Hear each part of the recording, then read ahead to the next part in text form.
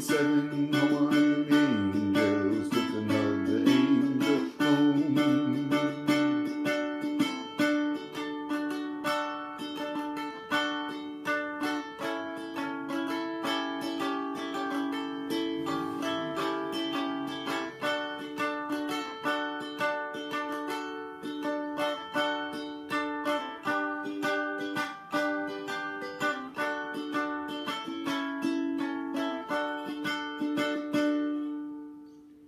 She reached down and picked the gun up that lay smoking in his hand.